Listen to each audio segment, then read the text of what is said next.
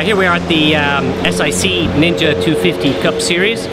This is actually our second year being involved with the program, so we're really excited to be invited back.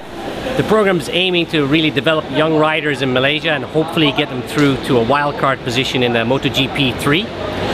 My job and Rebel is really to make sure we get their fitness levels up to standard to be able to handle one of these bikes, make sure they understand correct hydration levels and also correct nutrition, so they know that how to eat to be a champion. So from last year we have about 4 of the old riders are being brought back onto the program, so it's been really interesting to watch them. They obviously took on board everything we taught them last year, and we can see that their fitness levels are much higher than the current crew that have come in.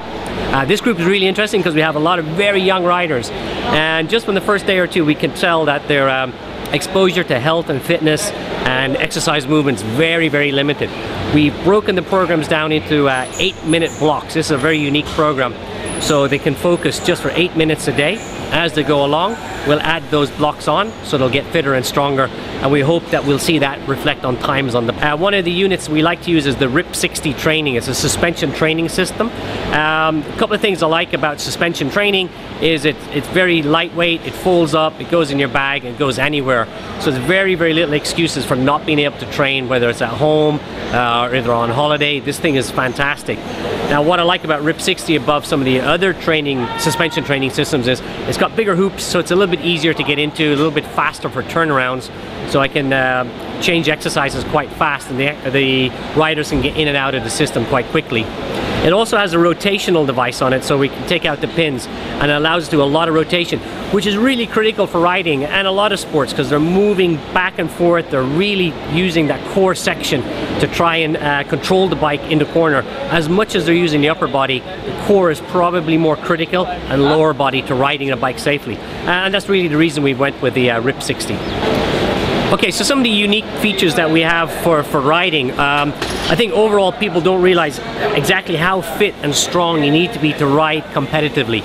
These bikes take on a whole new life form when you start driving at high speeds. The physics change.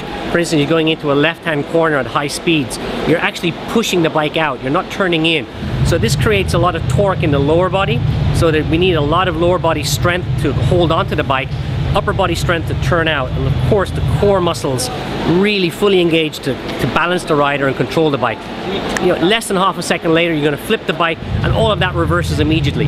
So the biker, at the beginning stages we're really working on their stamina, because they're inside these suits, they're sweating, they're losing water, their performance levels are going to be deteriorating. So we're really trying to get their stamina and their fitness levels and the cardiovascular levels in particular to a high standard.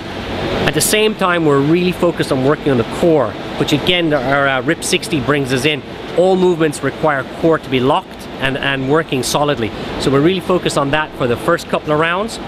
As we progress, then we're going to break the program down a little bit. We'll get a lot more specific with inner thigh, forearm flexors, even down to the metatarsals and carpals. We'll be working on them. These are the little muscles in their fingers and little muscles in their toes, because those need to be finely tuned as well, because they need them when they're working at high speed. Forearms are locked, they still need to be able to control the bike, and all the levers are in those positions. So it gets, as we go along, it'll get a lot more technical. But at the beginning, we just really want to get some stamina levels up and a little bit of basic strength, and particularly on the core.